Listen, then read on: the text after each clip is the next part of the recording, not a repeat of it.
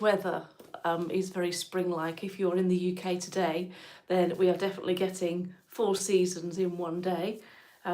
We've literally had hail, snow, sun, rain, a huge storm wind that's now moved on. Very, very strange, but very, very spring-like. So today I am finishing off a painting that's been sat on my easel for a few weeks, and the reason why I haven't finished it is because I've been busy launching my new collection, and the collection is called Spirit Messengers, and the collection is about it's like sort of a journey of discovering yourself and being comfortable with yourself. So each animal has a message. For example, the owl has a message around clarity and becoming clear on what you want for yourself and your life. The raven is about transformation and not being afraid to see things change, and that it's not a loss of something, but the birth of something new. And these mindset shifts are very important for our well-being, but also quite key in manifesting what you want. And as a witch, I'm a great, I'd say believer, but practicer of those things. It's not really a case of believing that it works. It's just, you have to do it. It's practice. These are some of the paintings. I've now put them in their lovely mounts. So this is actually a slightly different version of the stag. And I just had a go at doing it in some autumny colours with gold leaf.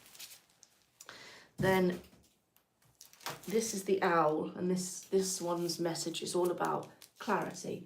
So the pieces are about slightly larger than A3, but they come in this lovely mount, which is a hardback board. So they are ready to pop straight into a frame, which I will show you shortly. So these are 15 by 19 inches, and I have a fantastic frame supplier that makes them. This is the stag that's in the collection. This is called Belonging, and I've used sort of gold leaf in the painting as well. So when it catches the light in a certain way, you can see the beautiful gold.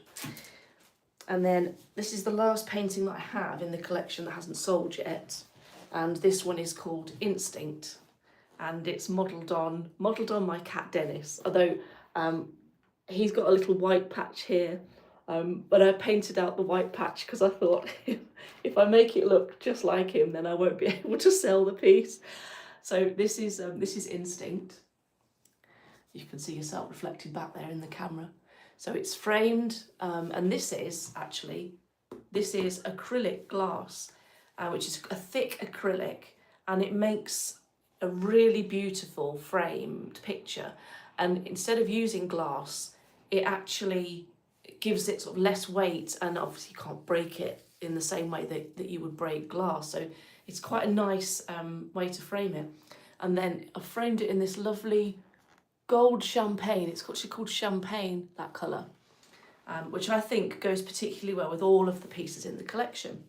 So this is what I've been busy working on, and it's called my Spirit Messengers collection.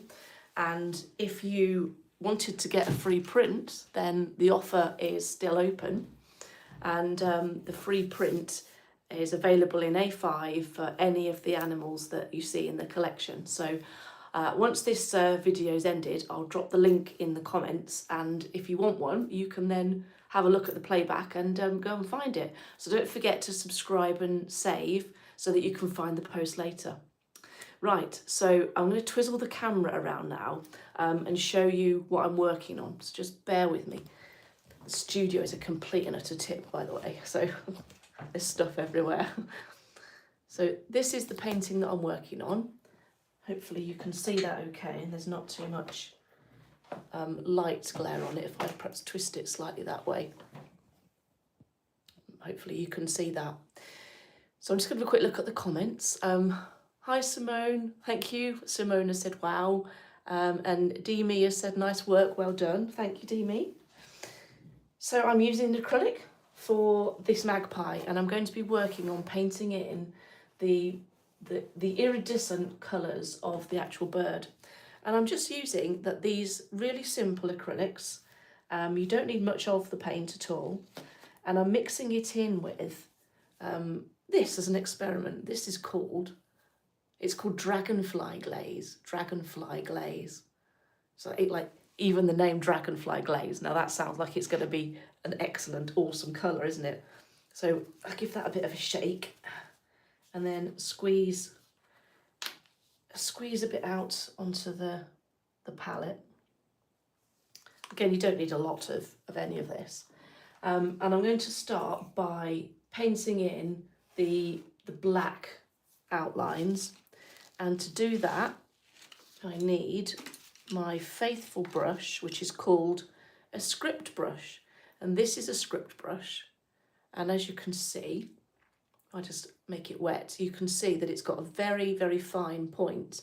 So you can have it to work with a point, or if you shape it like this, you can get an even finer point, but you also get a wedge. Can you see the difference? And that enables you to make lettering like calligraphy, hence the name of the brush, which is a script brush. So let's get some water onto the brush and pick up some just black acrylic, add a little bit of dragonfly glaze, and then begin painting.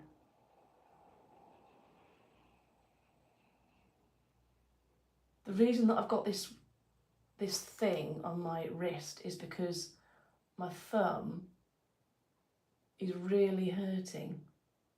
I don't know what I've done to it.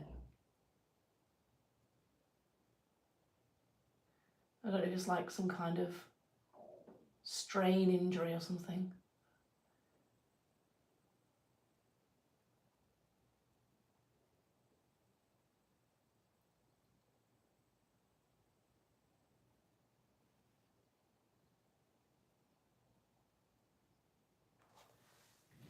So straight away, starting to put in the black outlines, and it really begins to come alive.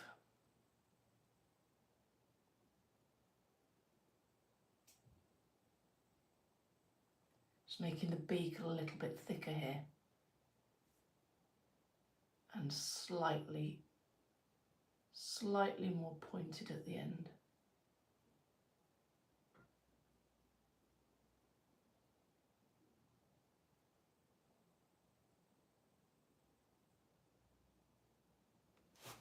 That's a bit better. And then just come round here.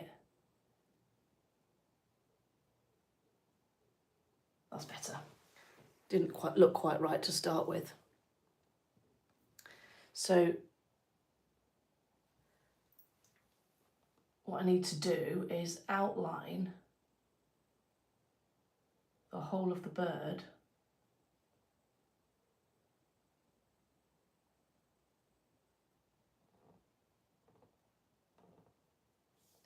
with this black colour.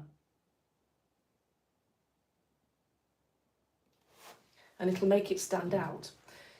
Now I'm not going to show you the whole thing because it might get a bit boring to watch like the whole thing, because it will take me a while. So I'm actually going to move on and I'm going to do some work on these tail feathers here. So you can see the iridescent effect that I want to show you, because that's like the kind of exciting bit. So just want to make sure I've got the dark background right to start with.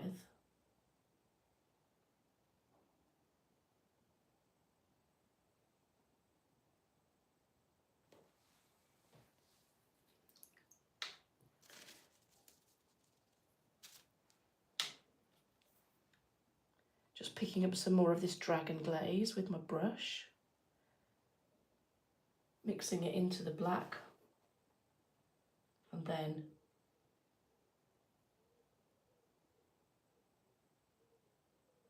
continuing all the way down the outside of this feather.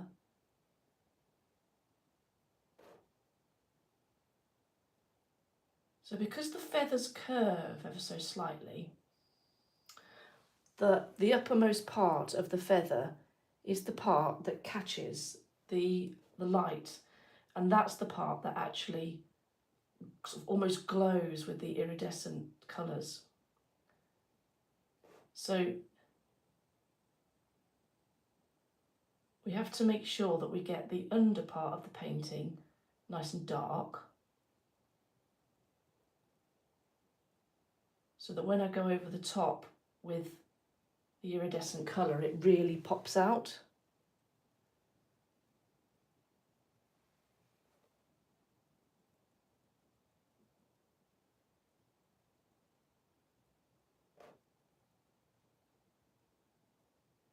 The storm that was just raging literally before I started this live has completely subsided. It's such a strange day of weather. So strange. It's like glorious. Let me just show you this. Just look behind now. Glorious sunshine. Before it was like this black and storm, and there was hail and snow and everything. So absolutely nuts. But that's when you get when you live in the middle of the UK and it's March. So I'm just going to come down here with some nice dark colour. Did I say the original painting under here, the original colours, I used oil paint for? And some say, oh, you can't mix acrylic and oil, but I do all the time. Just use what feels right. As the artist, I can make the rules.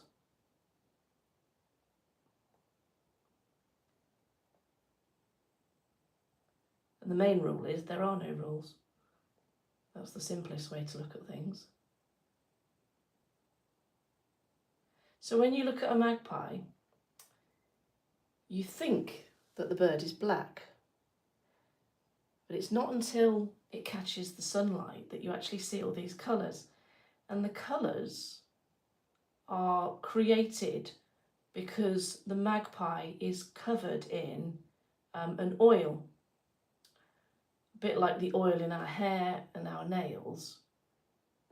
The magpie has also got the same on its feathers, and it's this oil that catches the light. You know how if you were to see an oil spillage on the road from a car, and in the certain lights you can see pinks and greens and blues, and that's because the oil refracts the light. I think that's correct.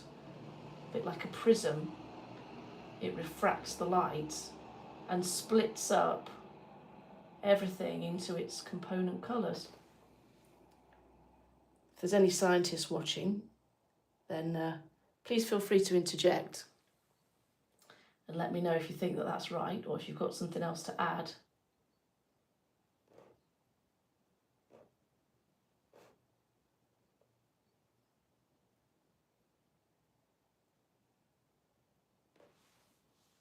There we are. It's starting to take shape now.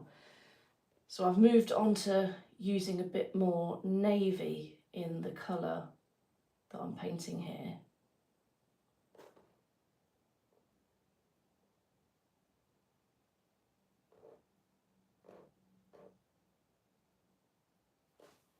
Just add a bit more dragonfly glaze. I keep wanting to call it dragon glaze. Maybe I will just call it dragon glaze.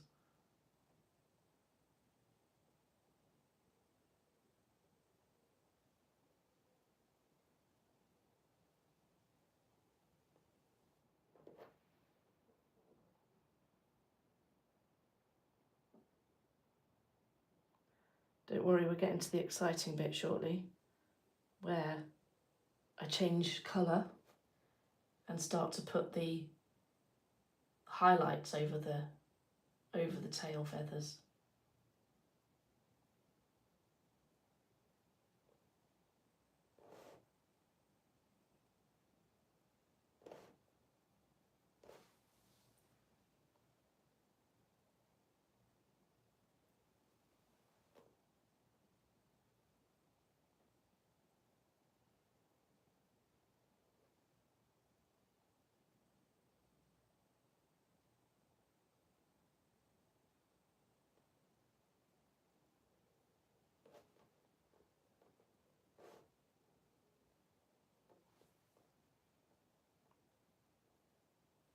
The wind has gone completely silent outside now, and you can hear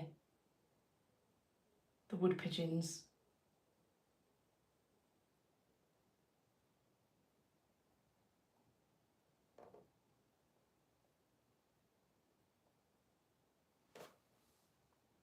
So I'm now using pure navy and dragonfly glaze as I paint down the part of the feather that's a bit further up, a bit higher.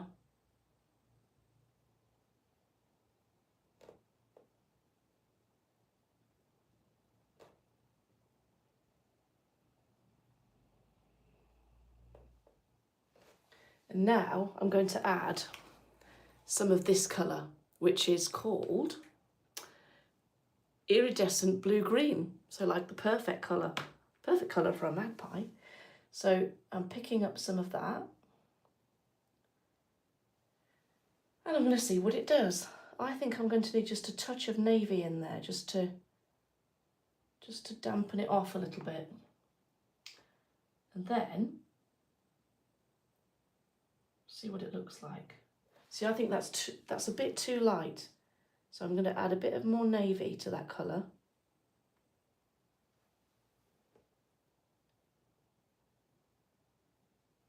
That's better.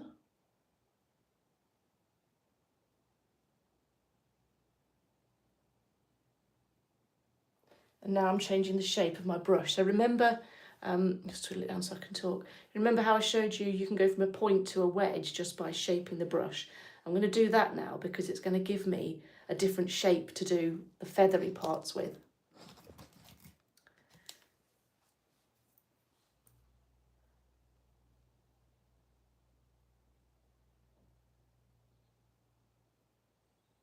So I've got this shape.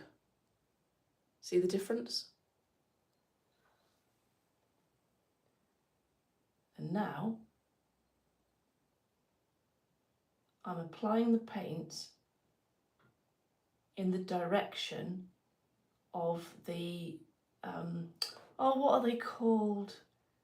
Oh no, I did used to know. The bits of the feathers. Barbs? Barbs? Oh, I can't remember. I'll have to look it up. If you're watching, please Google it and put it in the comments, because that's just going to be on my mind forever now. You know, like the feathers where they've got all the little bits that stick together.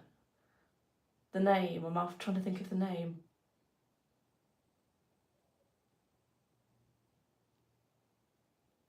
Sure, it's barbs.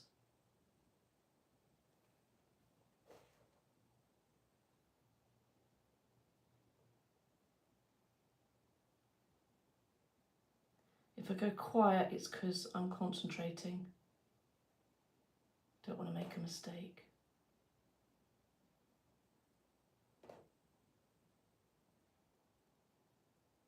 It's not ferrule, is it? Is it ferrule?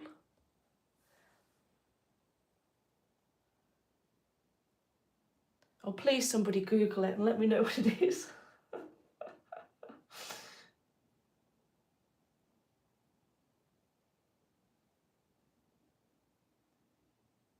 And I'm working my way down.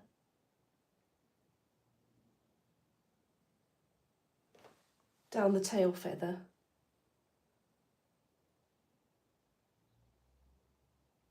Just add a dash of water, just to keep the paint nice and lubricated.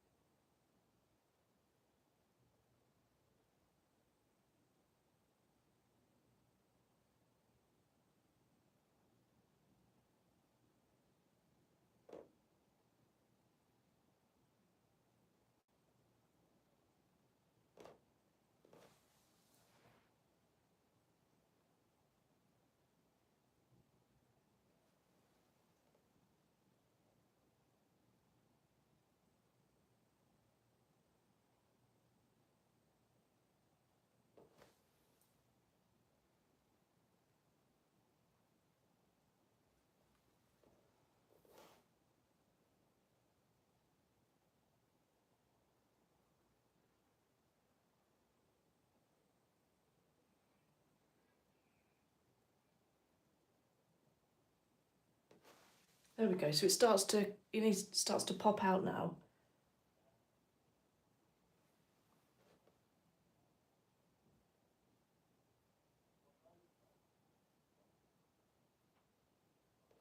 Now I need to add a bit more navy to that.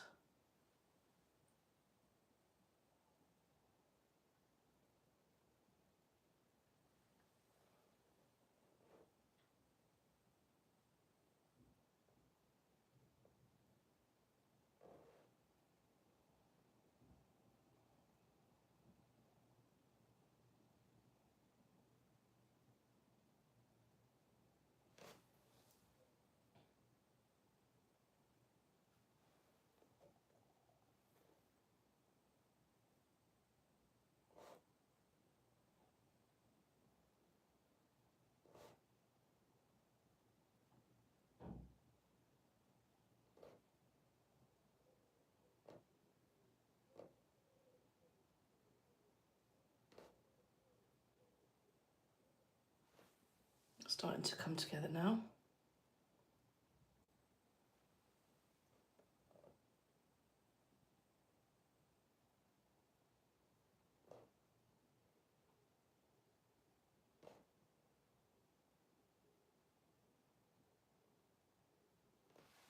So it's starting to reflect back. I'm just going to add a bit of green into this. And just start to drop a little bit of green in as well.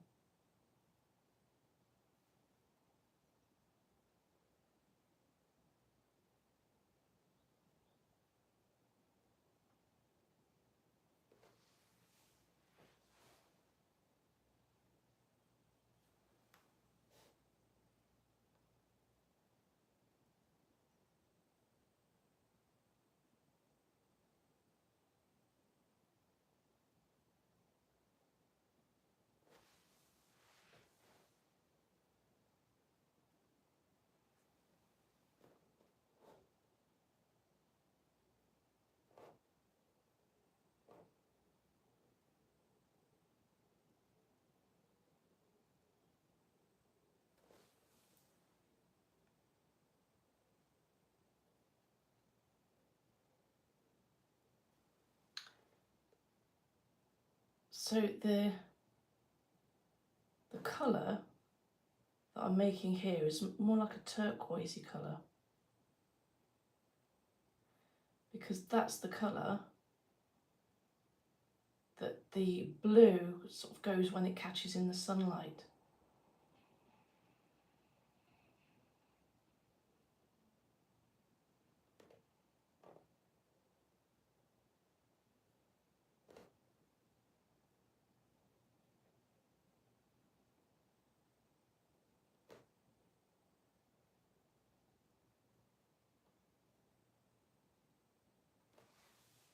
Got the textures of the feathers coming through there now.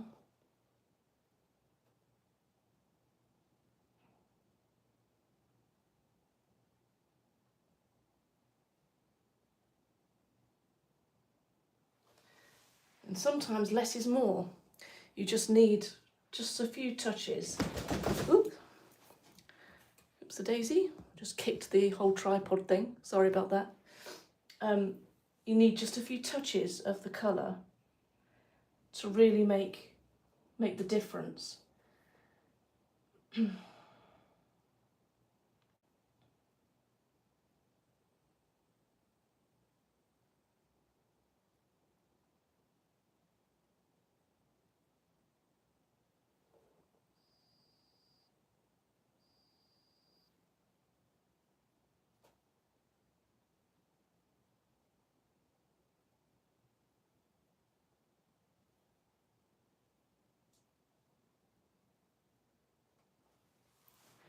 So that's starting to come on now. Okay, so just twizzle it round again. So what I'm going to work on now is finishing off the black parts. Just move this so that you can see, because I'm conscious that the light from the window is actually making it quite difficult to see the piece. So can you see, if I hold it really close now, the brush textures where I've been working, you can see that they've made like a feathery pattern. And then as the painting, if you move further away from the painting, then it becomes that sort of iridescent colour. So quite up close, you get lots of texture and it looks a bit rough. But as I pull it away to a viewing distance, it really picks up the colour and starts to glow. So I'm going to finish working on that. Now I've actually got some sunlight back in the studio. And I will post the finished version a bit later on. So that's all for today. If you've enjoyed watching me paint along so far, please give me a thumbs up. Even better, like and subscribe really, really helps me. And I will show you how I've got on. If you follow me on all of my social channels, whichever one you prefer to use, I'll be putting some updates on this piece on there shortly. So watch out for that. Right, thanks very much for watching. I'm going to carry on and get the magpie finished. Bye for now.